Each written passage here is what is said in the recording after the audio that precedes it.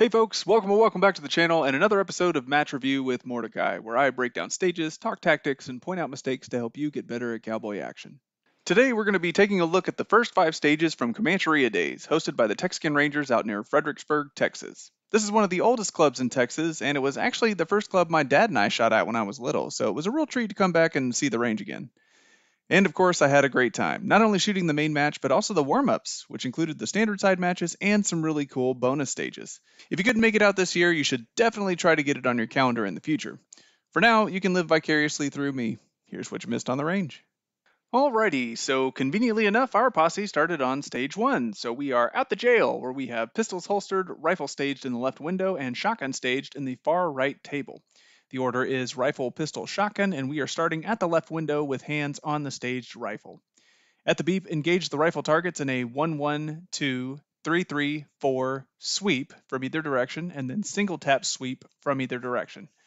From the right window, engage the pistol target, same as rifle, and then from the far right table, knock down the shotgun targets. So it looks like the pattern is going to be the challenge here. Feel free to pause the video if you want to think about it. Or don't. Let's go. Hi-yo, Silver! Stand by!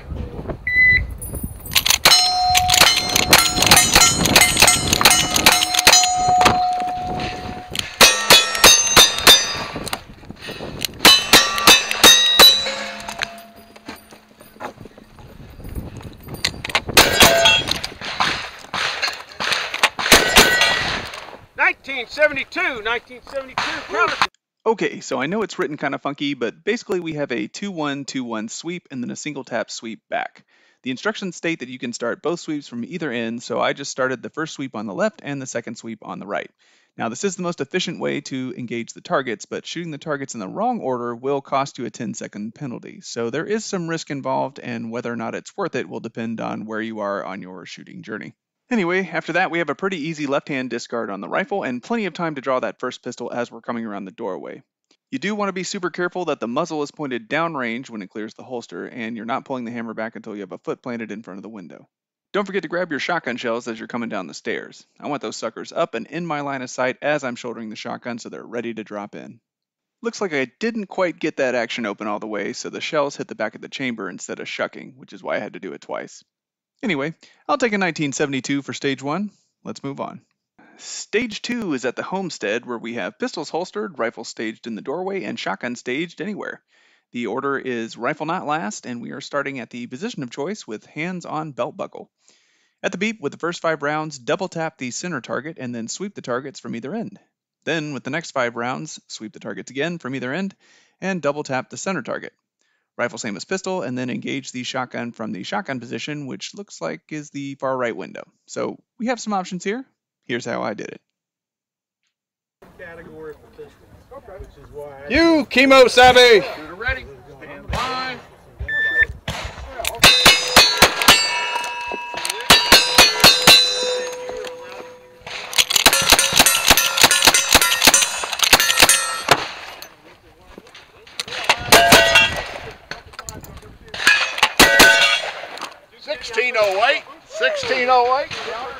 Nice.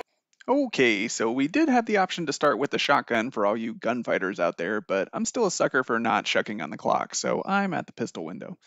My thumbs are on my belt buckle, and I have my hands out and open so I can roll it right over the pistol grip. I feel like having your hands relaxed is the most important part, regardless of where you're starting, so don't get too gamey on this kind of thing. The spotters called me clean, but I don't know, that one pistol shot had a heck of a ricochet, didn't it? Y'all don't say anything, alright? Anyway, I thought the pattern was pretty cool despite the fact that I obviously almost forgot the last double tap. Apparently, fewer targets does not mean less confusing. Finally, I have the shotgun staged in the window so I can pick it up as I discard the rifle. I have a few steps to load the shotgun, and the shells are falling into the chamber as I'm rounding the corner. I think this is a perfect setup for a right-handed shooter, but if you're left-handed, you might also have considered starting with the shotgun so you can be shucking on the move. Anyway, got to keep my 1608. Let's move on. Okay, stage 3 is at the barn, where we have pistols holstered, rifle in hands, and shotgun staged anywhere. The order is rifle first, and we are starting at the rifle position with rifle in hands. At the beep, with the 5 rounds, engage the left 3 targets in a Nevada sweep starting from either end, then engage the right 3 targets in a Nevada sweep starting from either end. Pistol same as rifle, and the center target is a shared target for both sweeps. So, all right, this looks fun. Let's see how it went. You are the Lone Ranger. Bye.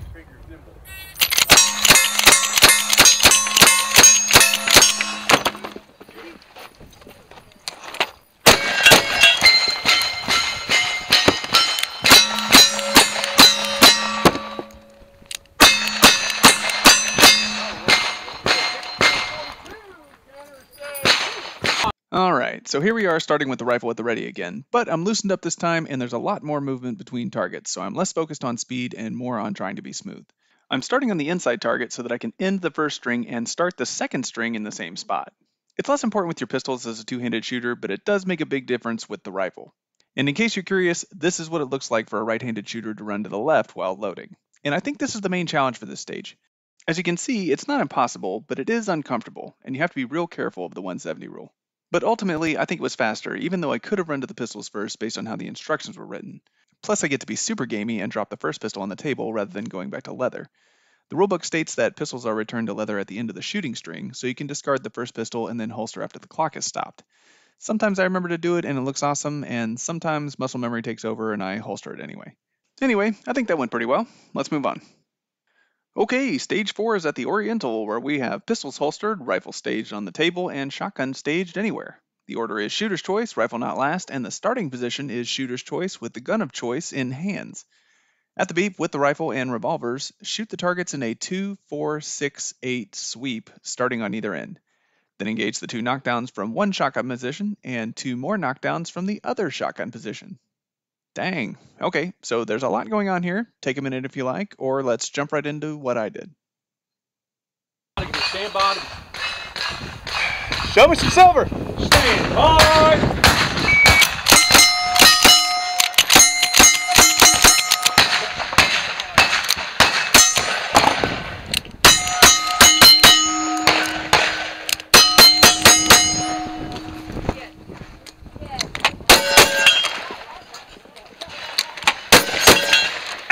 33, clean, clean, clean. 1-8. Clean, clean, clean.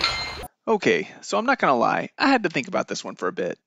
I was going to talk about how to split it out for shooting the pistols first, but honestly, when I listen to it, it just sounds like nonsense, and I wrote it, so for the sake of clarity, I'll just say that starting with the rifle made way more sense to me. The idea is that you put 2 on blue, 4 on green, and 4 on yellow with the rifle, and then you have 2 more from your first pistol on yellow, and then you just dump the rest on red. See, even that sounds complicated. Anyway, I know I've said in the past that I like starting with the rifle because picking it up is slower than drawing a pistol. But here again, I got tense trying to go fast and jacked a round out. The reload was fast, but I've gotten into a real bad habit of pulling the rifle off my shoulder to push the round in, so I need to be conscious of doing that going forward. For the shotgun, I have it staged on the left table so that I can be running to the right while shucking and loading. Just to throw back to the last stage for a moment, you can see how much more natural it is to be turned to your strong side when you're moving across the stage. Anyway, it could have been better, but it could have been worse. Let's move on. Okay, stage 5 is at the train, where we have pistols staged at the pistol position, rifle staged anywhere, and the shotgun staged anywhere. The order is shooter's choice, rifle not last, and we are starting at the position of choice with gun in hands. At the beep, with the pistols and rifle, put 2 rounds on each red target, 3 rounds on each blue target, and 6 rounds on the green target. Then engage the knockdowns in any order. Eek. So this is a round count.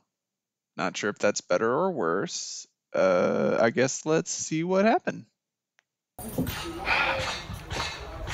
I got a silver bullet. How could I miss? Stand by.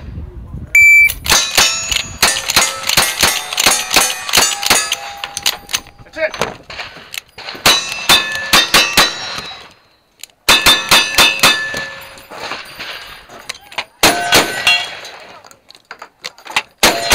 Anyway, 1636. 1636.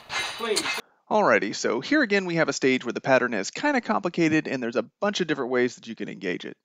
You definitely want to shoot the 4 red train targets with the rifle, but the 2 extra rifle shots can be on any of the front targets. So the real choice here is how do you want to split your pistol shots up and still keep track of the round count. Some folks put their 2 extra rifle shots on the green target and then did 3 on blue, 2 on green with each pistol. And some folks put 1 shot on each blue target with the rifle as they were sweeping across and then did 2 on blue and 3 on green for each pistol. I based my strategy on the least amount of target transitions, so I did a double tap sweep starting on the left blue target and then went across the red trains. But something got in my head and I had a moment of hesitation at the end of the rifle string. Fortunately, I didn't forget the pistol pattern, so there's at least that. I do think it was the fastest way to shoot it if my poor brain could have kept up. Anyway, a 1636 is still pretty respectable and a great way to end the first day. Sadly, this also brings us to the conclusion of part 1. If you're watching this from the future, I'll have part 2 linked in the comments so you can get right back into the action. Or if I haven't quite gotten to that yet, I appreciate your patience while I put these together. I know they don't always come out quickly, but I won't sacrifice quality for speed. Big thanks to my dad for coming to the shoot and holding the camera. You did a great job and I really appreciate the support. If you enjoyed this video and want more, be sure to check out the rest of my match review videos or drop me a comment if you have thoughts or questions. And hit the like and subscribe button to help me out and get notifications when new videos drop. Thanks for stopping by, and I'll see y'all on the range.